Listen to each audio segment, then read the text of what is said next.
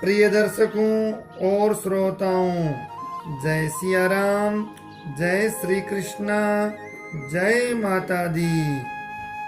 माँ दुर्गा जगदम्बा आदिशक्ति त्रिपुरा सुंदरी राजराजेश्वरी महाकाली महालक्ष्मी महासरस्वती का ध्यान करके माँ भगवती की कथा आरंभ करते हैं। आज के दूसरे अध्याय में महिषासुर की सेना का वध, देवताओं के तेज से देवी का प्रादुर्भाव कैसे हुआ, महिषासुर की सेना का वध कैसे हुआ और महिषासुर का वध, यह प्रसंग इस कथा में आज आप श्रवण कीजिए।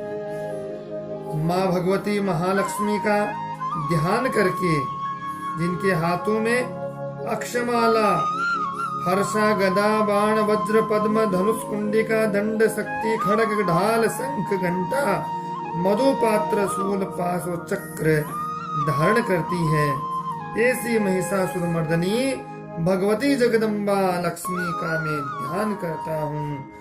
और ऋषि कहते हैं, पूर्व काल में देवताओं और असुरों में पूरे 100 वर्षों तक घोर संग्राम हुआ था। उसमें असुरों का स्वामी महिषासुर था और देवताओं के नायक इंद्र थे। उस युद्ध में देवताओं की सेना महाबली असुरों से परास्त हो गई। संपूर्ण देवताओं को जीतकर महिषासुर इंद्र बन बैठा।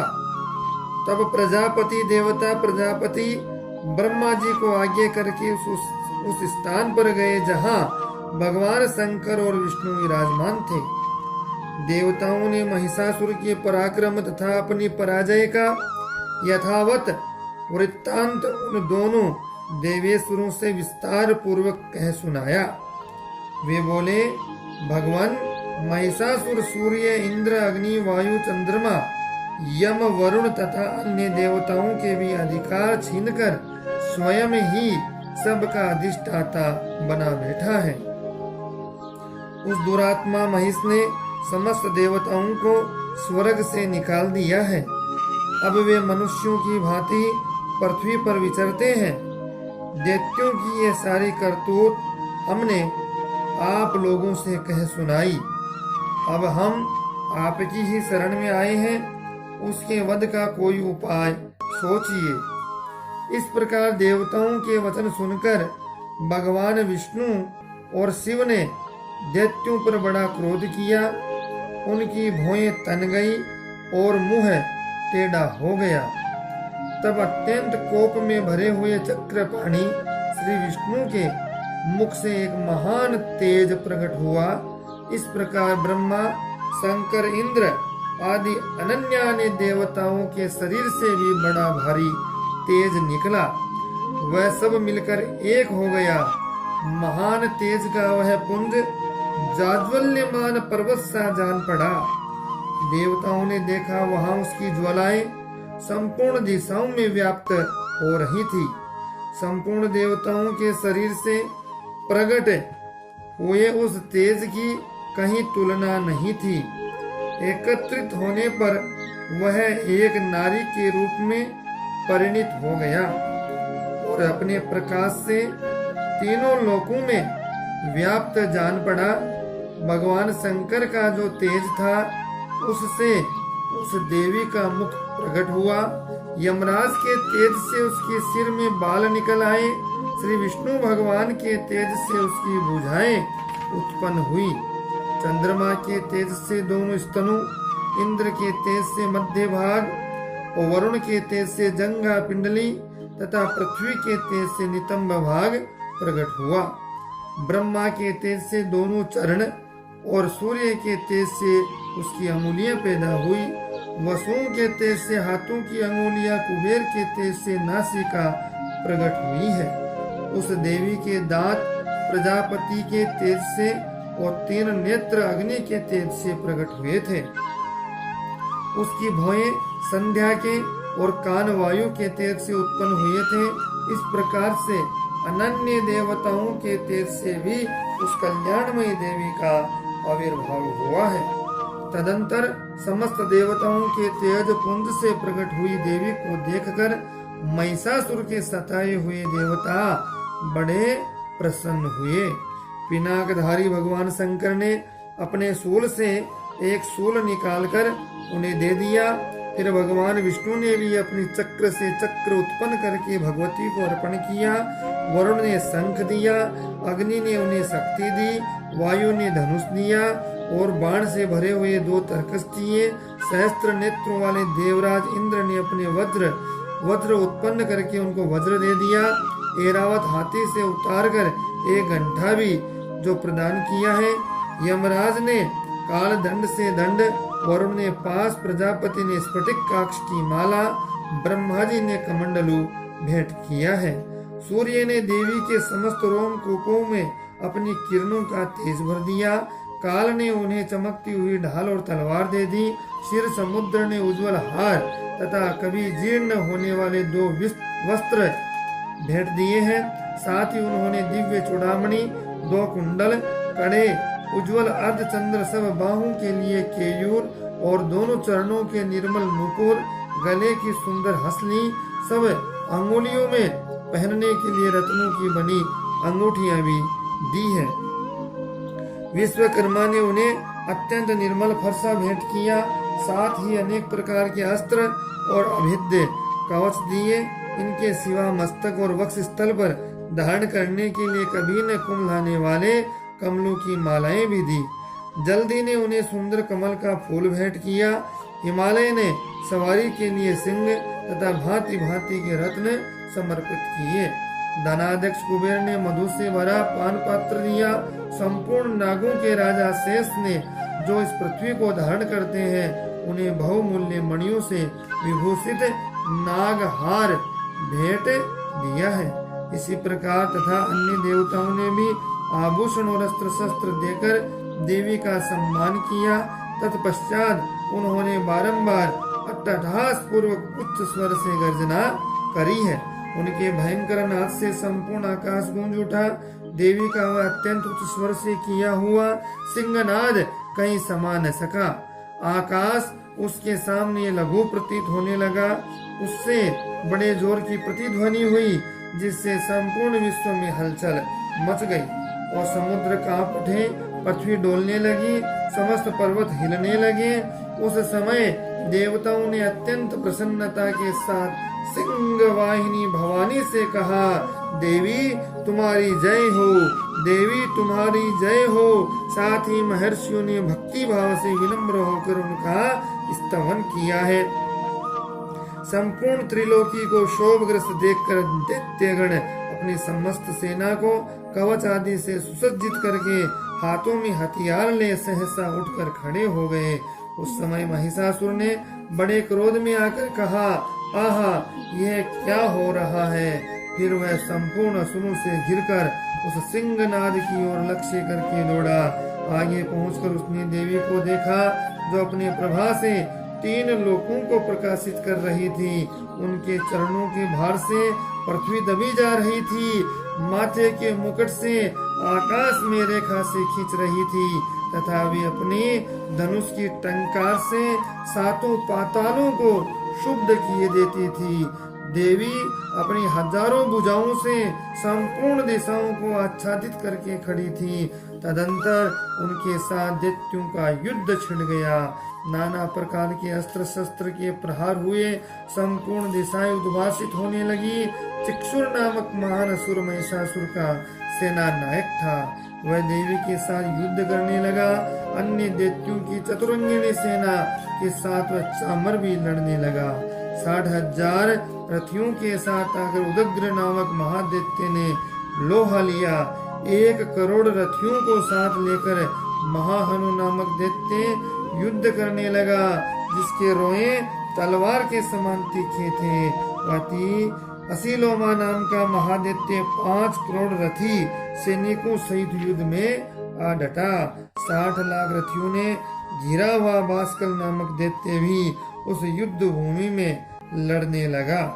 परिवारित नामक राक्षस हाथी सवार घुड़सवारों के अनेक दलों तथा 1 करोड़ रथियों की सेना लेकर युद्ध करने लगा है। बिडार नामक दैत्य 5 अरब रथियों से घिरकर लोहा लेने लगा। इसके अतिरिक्त और भी हजारों महादैत्य रथ, हाथी और घोड़ों की सेना साथ लेकर वहां देवी के साथ युद्ध करने लगे। स्वयं महिषासुर उस रणभूमि में कोटि कोटि सहस्त्र रथ, हाथी और घोड़ों की सेना से घिरा हुआ खड़ा था। वे दैत्य देवी के साथ तोमर, भिंदीपाल, शक्ति मूसल, खड़ग, परशु, पटिस आदि अस्त्र शस्त्रों का प्रहार करते हुए युद्ध कर रहे थे। कुछ दैत्यों ने उन पर शक्ति का प्रहार किया, कुछ लोगों ने पास फेंके तथा कुछ दूसरे दैत्यों ने खड़ग प्रहार करके देवी को मार डालने का उद्योग किया। देवी ने भी क्रोध में भरकर खेल खेल में ही अपने अस्त्र शस्त्रों की वर्षा करके दैत्यों के वे समस्त अस्त्र शस्त्र काट डाले। उनके मुख पर परिश्रम या थकावट का रंच मात्र भी चिन्ह नहीं था। देवता और ऋषि उनकी स्तुति करने लगे। वे भगवती परमेश्वरी दैत्यों के शरीर पर अस्त्र शस्त्रों की वर्षा करती रही। देवी का वाहन सिंह है और क्रोध में भरकर गर्दन के बालों को हिलाता हुआ असुरों की सेना में इस प्रकार विचरण करने लगा, मानो वनों में दावा नल फैल रहा हो। रणभूमि में दैत्यों के साथ युद्ध करती हुई अंबिका देवी ने जितने निश्वास छोड़े वे सभी तत्काल सैकड़ों हजारों गणों के रूप में प्रकट हो गए। परशु, भिंदीपाल, खड़ग तथा पट्टिस आदि अस्त्रों द्वारा असुरों का सामना करने लगे। देवी की शक्ति से बड़े हुए वे गण असुरों का नाश करते हुए नगाड़ा और शंख आदि बाजे बजाने लगे। उस संग्राम महोत्सव में कितने ही गण मृदंग बजा रहे थे। तदंतर देवी ने त्रिशूल से, गदा से, शक्ति की वर्षा से खड़ग आदि सैकड़ों महादैत्यों का संहार कर डाला। कितनों को घंटे के भयंकर नाद से मूर्छित करके मार गिराया। बहुत तेरे दैत्यों को पास में बांधकर धरती पर घसीट दिया। कितने ही दैत्य उनकी तीखी तलवार की मार से 2-2 टुकड़े हो गए। कितने को ही गदा की चोट से घायल कर दिया। कितने ही मूसल की मार से अत्यंत आहत होकर रक्त वमन करने लगे। कुछ दैत्य शूल से छाती फट जाने से पृथ्वी पर ढेर हो गए। उस रणांगण में बाण समूह की वृष्टि से कितने ही असुरों की कमर टूट गई और उस बाज की तरह झपटने वाले देव पीड़क दैत्यगण अपने प्राणों से हाथ धोने लगे। किन्हीं की बाहें छिन्न भिन्न हो गई, कितनों की गर्दनें कट गई, कितने ही दैत्यों के मस्तक कट कट कर गिरने लगे। कुछ लोगों के शरीर मध्य भाग में ही विदीर्ण हो गए। कितने ही महादैत्य जांघें कट जाने से पृथ्वी पर गिर पड़े। कितनों को ही देवी ने एक बाह, एक पैर और एक नेत्र वाले करके 2 टुकड़ों में चीर डाला। कितने ही दैत्य मस्तक कट जाने पर भी गिरकर फिर उठ जाते। केवल धड़ के रूप में ही अच्छे अच्छे हथियार हाथ में लेकर देवी के साथ युद्ध करने लगते थे। दूसरे कबंध युद्ध के बाजों की लय पर नाचते थे। कितने ही बिना सिर के धड़ हाथों में खड़ग, शक्ति और दृष्टि लिए दौड़ते। दूसरे महादैत्य ठहरो ठहरो यह कहते हुए देवी को युद्ध के लिए ललकारते थे और जहाँ वह घोर संग्राम हुआ वहाँ की धरती देवी के गिराए हुए रथ, हाथी, घोड़े असुरों की लाशों से ऐसे पट गई कि वहाँ चलना फिरना असंभव हो गया था। दैत्यों की सेना में हाथी, घोड़े, असुरों के शरीर से इतनी अधिक मात्रा में रक्तपात हुआ था कि थोड़ी ही देर में वहाँ खून की बड़ी बड़ी नदियां बहने लगी। जगदम्बा ने असुरों की विशाल सेना को क्षण भर में नष्ट कर दिया।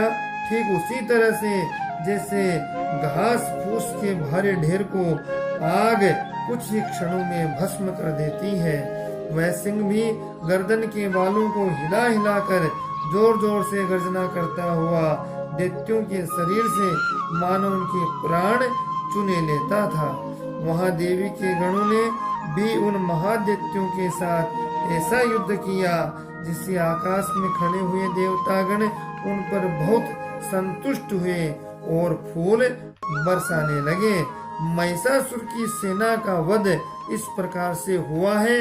महिषासुर का वध सेनापतियों के सहित महिषासुर का जो वध हुआ उसका वर्णन अब आप जो है तीसरा अध्याय शुरू हो रहा है उसमें श्रवण कीजिए। तो भक्ति पूर्वक सबसे पहले माँ भगवती जगदम्बा को प्रणाम करते हैं। गले में जिनके मुंड माला है और कर कमलों में जप मालिका है और इस प्रकार से मस्तक पर चंद्रमा के साथ रत्नमय मुकुट बंधा हुआ है, वे कमल के आसन पर विराजमान है, ऐसी देवी को मैं भक्ति पूर्वक प्रणाम करता हूँ।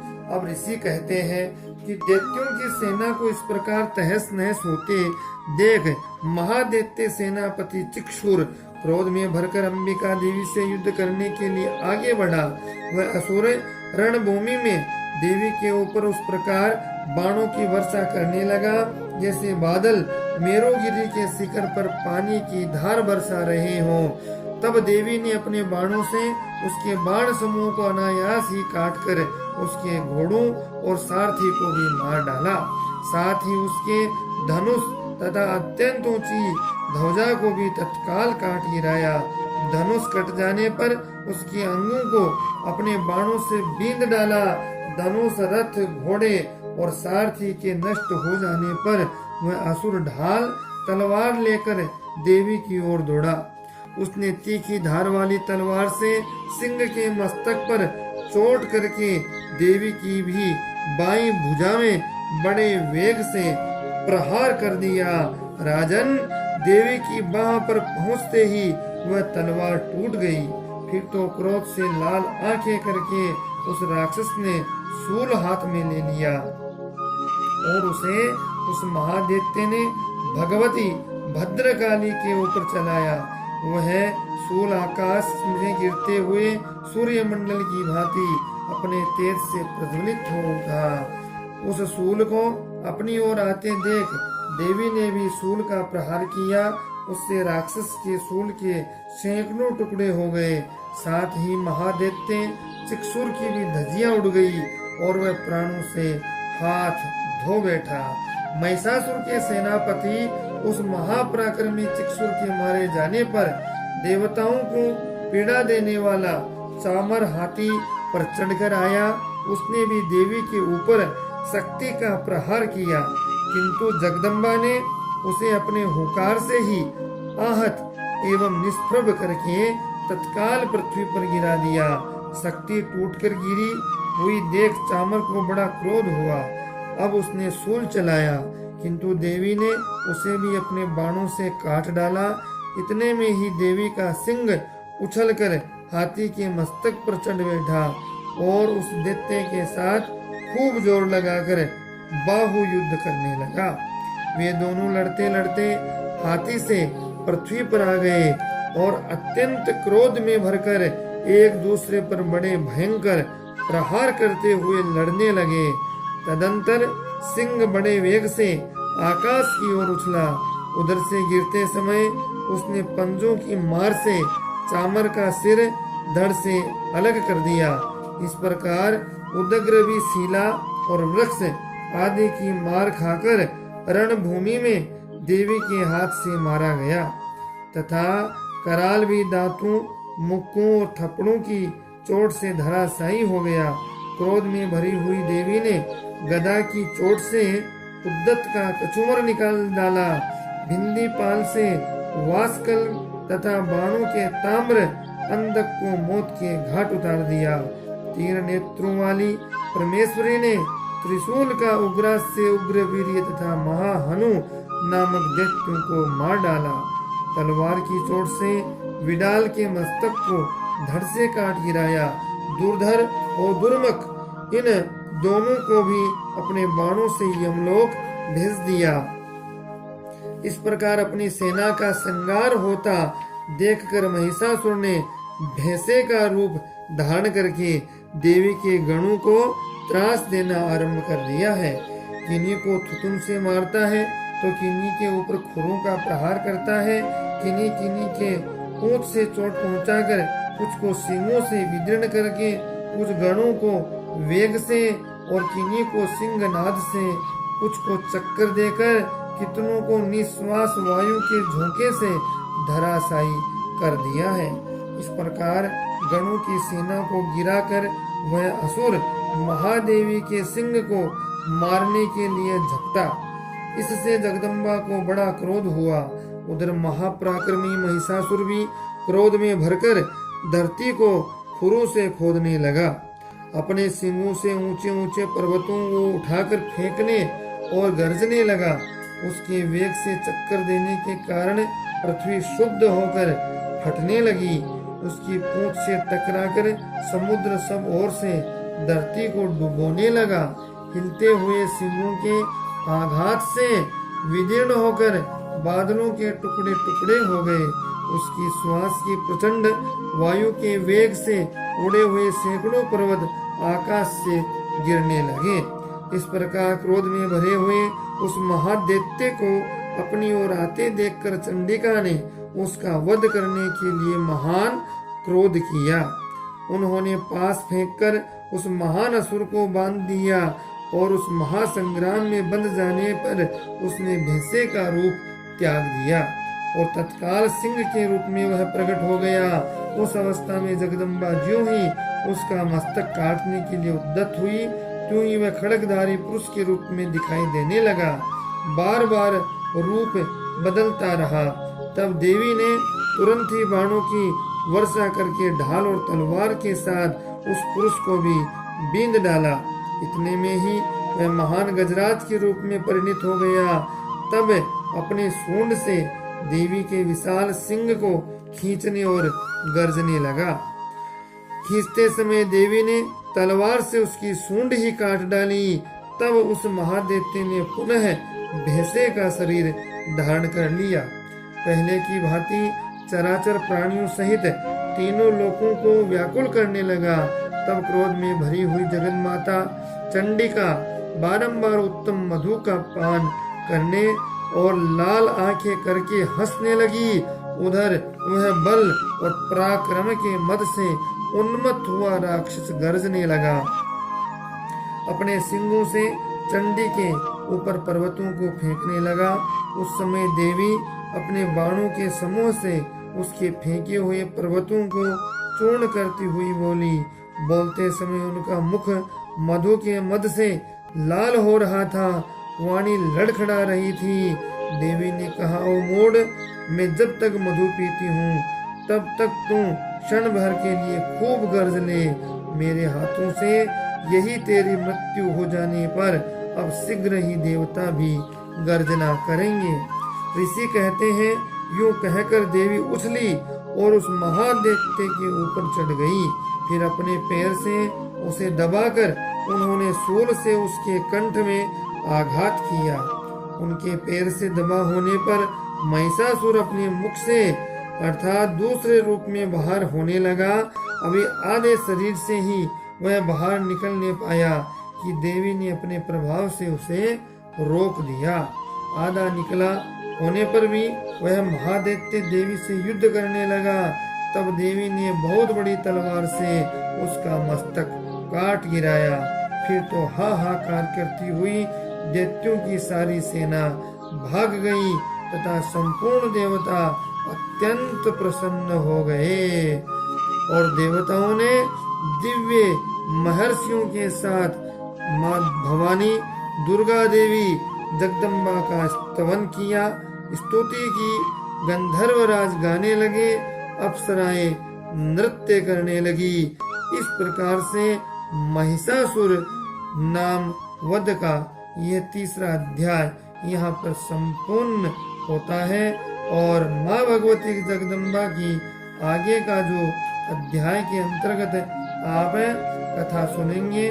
जो सभी देवता हैं महिषासुर वध पर माँ जगदम्बा की स्तुति करते हैं और स्तवन करते हैं और स्तुति पूजा अर्चना करने के बाद में देवताओं द्वारा चंड मुंड के मुख से अंबिका के रूप में और शुंभ अशुंभ आदि वर्णन आप अगले कथा में सुनेंगे। वीडियो चैनल को इसी प्रकार से सुने और लाइक से सब्सक्राइब जरूर करें, बेल आइकन को जरूर प्रेस करें, सबसे पहले आप तक ये कार्यक्रम पहुंच जाएगा। और इसी प्रकार से माँ भगवती जगदम्बा की कथा सुनते हुए आप अपनी नवरात्र बड़े सात्विक और शुद्ध भावना पूर्ण समर्पित निष्ठा और आस्था से करें। जय सिया राम, जय श्री कृष्णा, जय माता दी।